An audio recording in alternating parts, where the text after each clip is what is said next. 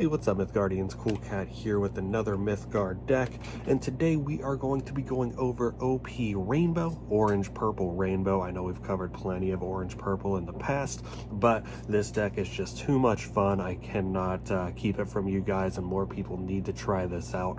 It's going to be a basic enchantment-based deck. The enchantments we're running here aren't focused on buffs like they would be in something like Red-Blue or Blue-Orange. It's more focused on generating more value to really win out your games. This deck is pretty confusing to play. There's a lot of different lines. There's a lot of smaller minions as usual with the orange-purple decks. But generally, you're going to want to use your erasers, use your White Moon Arena to chip away at blockers to keep swinging all of your minions to their face as much as possible, getting that chip damage in, and then to finally win the game with a big Caravan swing turn or a Celestial Dragon or something like that stacked onto a giant White Moon Arena to really blow out your opponents. So let's go ahead and hop into the deck list, go over a replay or two, and have that short conclusion at the end.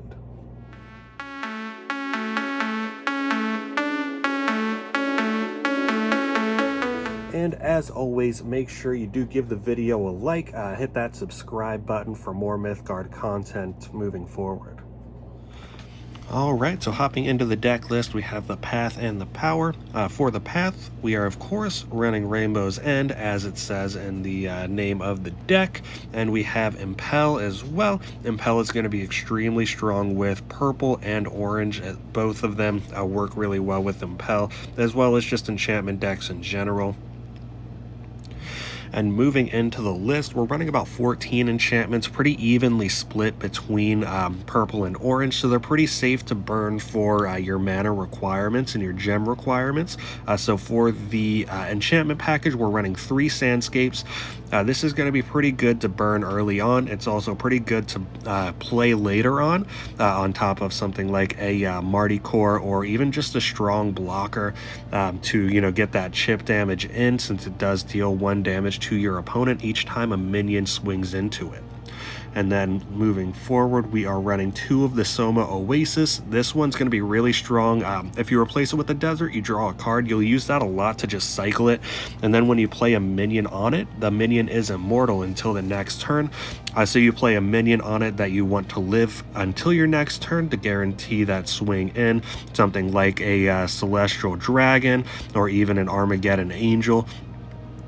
And then, let's see, moving forward, we are running to Heaven and Back. This one I generally burn more than I play. I haven't played it too much, but, you can really get that value engine going, and it works really well with the next one, the 5 Spirit Gate, because you can bring back the card, and it costs 2 less mana thanks to the To Heaven and Back buff, so it's a lot easier to bring it back, like your Marty Core, Scion of Pride, or sorry, not Scion of Pride, your Marty Core, your Razzle, and your expensive guys like the Tarragon, Celestial Dragons, etc. You'll bring those back a lot easier since they cost 2 less mana. And then we have the Night Market. This is going to be pretty good to generate value. The Compass is extremely strong with the Rainbow's End, and the Ramen to get free Impel is pretty good as well. You'll generally not use that one as much, but the Pike is also going to be pretty good for some extra burst damage or to throw onto your Racer and Shadow to trade up on some blockers. And then we're running the White Moon Arena. The White Moon Arena is extremely strong with our warded minions, the Razzle, as well as the Celestial Dragon, because they don't take the retaliatory damage from the White Moon Arena, which means they basically just deal damage for free. And each time they win a duel, then they get +1/+1. So you get your Razzle out onto a White Moon Arena early, start that stacking, and it's just really, really hard to take down a warded minion with 8 or 9 health on turn 5 or 6, outside of just slamming rush minions into it over and over again.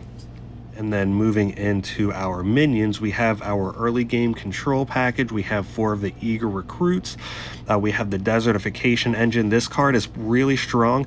A 2/5 with Swift is going to help you control that board early and make sure to clear any small chump blockers to swing in your minions to their face as often as possible. We have 3 of the Serendipity of Freets. Divination 3 is extremely strong with the Rainbow Path, and you generally don't really care too much about losing life thanks to your Sword Saints. Adding the Biting Blade to your hand, throwing that onto a big White Moon Arena minion, giving it the life tap to heal right back up if you do have any danger of getting low on health. And then you have the Racer in Shadow, some spot removal to clear off any smaller chump blockers again. And then just make sure you can keep swinging your Recruit's face, your Desertification Engine, or Serendipity of Freets to their face. And then, let's see, we have our God of Gamers. This one's really strong with Impel. You can dance it around the board, pretty much sniping anything and everything that you would like to. And then moving into our more bomb-style cards, you have Razzle. This is a pretty strong card. Getting a divination each turn with the Rainbow's End Path is going to be pretty key to your success with this deck. Being able to fix your draw so that your Rainbow's End procs more, giving you more cards to burn, is going to be really strong. You don't really generally care about the brand too much. You know, we're mostly just in it for the divination and the warded minion. We have the Scion of Pride. This is some big guy removal into 4/4 with overruns, really good on a stacked White Moon. You have the Marty Core. This is going to be another spot removal style card. It's pretty much just a racer on a 4/4 body. And if you do happen to be occupying a desert enchantment, that extra 3 damage on demise is going to come pretty clutch as well. And then, of course, we're running orange. We're going to be running Arma Angel, best AoE clear pretty much in the game other than Misanthropia. But we're not in yellow, so we don't have that option. So it'll destroy all other minions except for your warded minions, so keep that in mind with your Razzle and your Celestial Dragon. Chaining the Celestial Dragon into an Armageddon Angel in the next turn can win many games. And then, let's see, we have our Jinsuk Dollmaster. The buff on this is extremely key.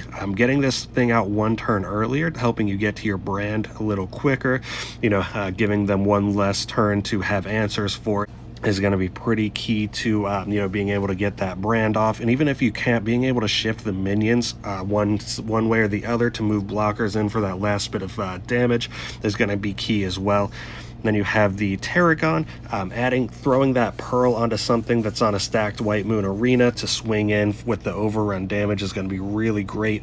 And also just playing that 5/6 down on turn 5, getting that tempo out there is going to be key as well. And then, of course, you have your Celestial Dragon. An 8/8 with Agile and Warded for 6 mana is amazing. So that is essentially the list. So let's go ahead and hop into some replays and we'll see how it plays out. All right, so in this replay, we are going up against Cut. He is a mid-mithril level player, so it's going to be a pretty good matchup. They're running red-orange with a green splash, one of the better decks in the game. I'm not sure if it's as good as just regular plain old red-orange, but it's definitely up there. See, so we have a really strong early game defensive start with 3 racers in hand. We have our Razzle into White Moon, which is going to carry this game pretty hard. So they're really playing an aggressive line, double 1-drops. They held back their Trapezes in favor of the Pup, which I think was a good play. But they didn't expect me to have triple racer, as I'd burned 1, played 1, and I guess they didn't expect me to have that 3rd one. So right here, I'm going to go ahead and burn an orange so that I can play the Razzle with the coin, getting that out on turn 4, and also get that divination going as early as possible to stack with my rainbow. And going into the White Moon turn as well, being able to snipe off that 2/1, even though they did play the Shadvahar Beast to really get this Razzle stacking.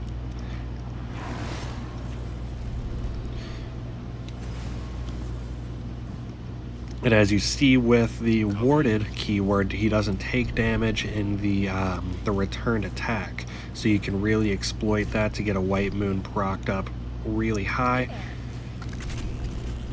And make sure that, you know, you're able to just pretty much kill whatever your opponent plays with your White Moon proc. So we're going to play the Marty Core to get rid of this 1/1 Shadvahar Beast so that we can use our Razzle to full effectiveness, and also, you know, get rid of that fragile keyword so that we can, you know, keep our Razzle alive and stacking as much as possible. So they're running low on cards, so they're going to go ahead and draw some. They trade off the Eager Recruit to get their souls stacked up to 3 to get that card returned back to their hand. I'm going to take down this Shopworn Bull so that we can stop that value train as quickly as possible. Drop the Sword Saint to block the parry. One real punish that I was worried about here was a to heaven and back by cut. Onto that parry would be almost you know, game losing right there, which thankfully they didn't have it. But we also just had to make sure that they couldn't get any damage through, because red orange is really capable of some really strong burst. So they play the Firebird there, which we can just snipe away with our Razzle turn after turn. We drop our to heaven and back under our Ifrit to make them, kind of deter them from taking it down. So we have our White Moon stacked +4/+4, which is pretty strong. I've never actually gotten a White Moon stacked up this high before. So what we're going to do, we're going to actually just not worry about swinging it again. We're just going to throw the Biting Blade down because our health is getting pretty low, and we'll take a 7 health swing right here.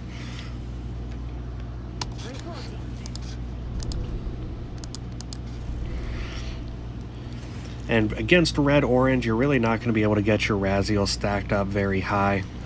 They generate a lot of cards. They're able to draw a lot of cards, so you're not really going to get that brand off pretty much ever. You know, so you're really just using it for the divination with the rainbow.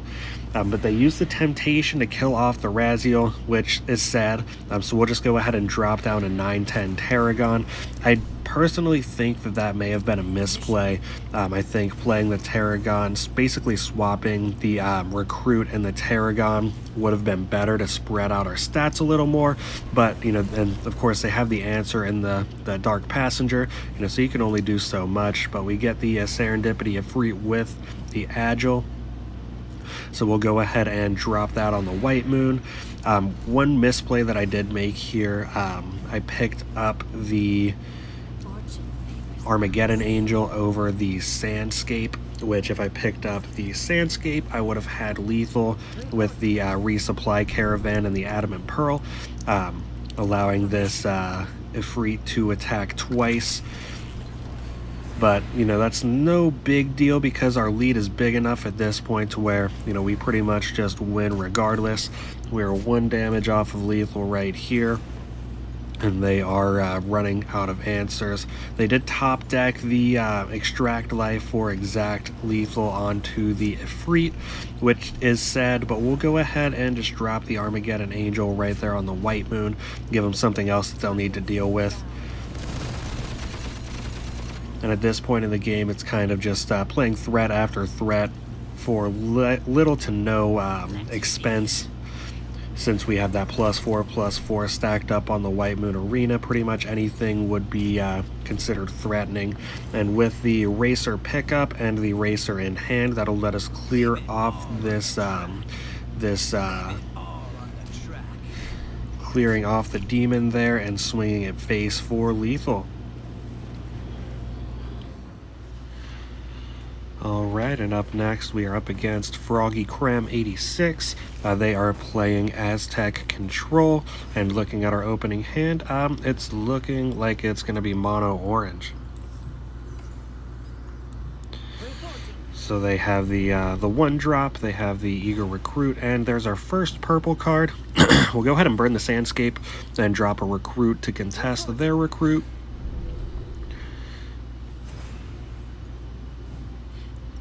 They get the even trade, burn off the Wonder Drug, showing their colors.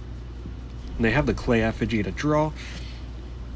and they go ahead and drop their recruit right in the middle once again. But we have plenty of answers in an additional eager recruit, so we're going to drop that one over to the right, save that to attack for a possible swing in next turn. But unfortunately, we bring back our burned sandscape, which isn't going to be extremely helpful for us. But looking at our hand, we have plenty of stuff going on. We're going to go ahead and drop the Grandma Mengs right there, and then we're going to coin out our Serendipity Ifrit to get that stacking. So the Serendipity Ifrit doesn't get the stealth, since it does have that awaken effect, so that'll bring that out of stealth as soon as it's played. But the top minion of our deck now does have stealth, so we have, and it also costs one less, so we have to see what that's going to be. Looking at our hand, we have plenty of good stuff going on. Oh, and it looks like with the divination, it actually shuffled that stealth minion already. And again, with the God of Gamers, it doesn't get stealth because it has that awaken effect. But looking at our hand, we have a lot of good stuff going on. We have a Marty Core in hand, which is going to be really key with that Sandscape coming down a turn later. And it looks like we have a 4-mana Tarragon, which is going to be pretty cool. So we're going to go ahead and play the Marty Core, kill off that Xerxian Recruiter, hopefully swing into that Zelia next turn to get that killed off. They have the To Heaven and Back to play under the Zelia, so it's a little less great to kill off, you could say. We're going to throw down the Sandscape, which will allow that Marty Core Demise to trigger. Then we're going to keep that Grandma Meng stacking, which again, with the Awaken effects, doesn't give the minions stealth, but it does reduce the top minion's cost by 1, which is what we're really looking to achieve here. So the Armageddon Angel isn't going to be super helpful here, since that Sapo has warded, it's not going to take it out. But with the Homeward Crown and a couple of other buffs, we're able to save our God of Gamers and get a little bit of damage off and a little bit of lifesteal in from the swing into the Sapo, and we'll keep on triggering that Grandma Mengs with our token, which does get stealth since it doesn't have that awaken effect. And they bring back their Zelia once again, which is okay. We kind of figured that would happen, but the plan is for that to die to our Arma Angel. And looking at the plays here, we can go ahead and move that over, trade that in. We'll drop the Soma Oasis over to the right, drawing us a card, which just happens to be another Soma Oasis, so we'll go ahead and bring that in as well. Just keep cycling those enchantments, which goes really strong and really well with our Armageddon Angel coming down most likely next turn, it's starting to look like. And with our God of Gamers shuffling to the 3rd in our deck, that's going to be extremely helpful. And we have the Scion here, so we'll go ahead and use that over the Arma Angel, transform that Zelia so that it doesn't get that stacking up even more, and get rid of that Agile as well. We're going to play the Parser Recruit, lower the cost of our next minion, and it does get stealth since it doesn't have that awaken effect. They have a really good counter right there in the Herald, but we'll go ahead and drop down our God of Gamers over to the left, which we'll use to bring back our Sword Saint, which we can't play this turn because we don't quite have the gems. But Sword Saint onto God of Gamers, that Biting Blade is going to be extremely helpful moving forward.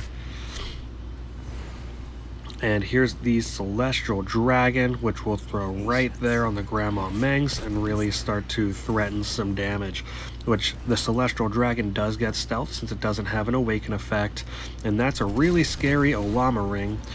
And so we're going to actually take quite a bit of damage here, but we have the Armageddon Angel, which doesn't kill off the Celestial Dragon, so that's going to be pretty key in our success with this game. We're going to play that, give it Immortal as well, and it's not going to kill off the dragon. We're going to swing in for 8 with the Biting Blade on top, so we're going to do a quick 16 health exchange. and all but kill off that Olama ring. Hey there. So they're pretty much just going to clog the board up. They do whiff on their Xerxian Recruiter with a seal, which is pretty scary on our end, but of course we can't see what they whiff with, because that seal really will take care of the Armageddon Angel. We're going to go ahead and play the White Moon under the Angel to take that out, and then we'll play the Homeward Crown right there, giving us lethal with the 9 damage Agile, and the Sword Saint swinging in for the last 3. So that is the deck. It's a very strong mid-range style deck that will allow you to have a lot of good burst potential towards the end of the game to close them out. You know, there's a lot of lines of play here, a lot of different enchantment combinations to use. You know, keep in mind your warded minions on the White Moon Arena is going to be very strong, and on top of that, your warded minions are just very strong in general. There's not too many ways to deal with a warded minion in the meta right now other than Misanthropia, and you know, even then that doesn't deal with them immediately, so you can, you know, slide to Heaven and back under it or something along those lines to really get the most value. But looking forward, you know, make sure you do like the video if you like the deck, subscribe for more Mythgard content, and remember, GG for Matt.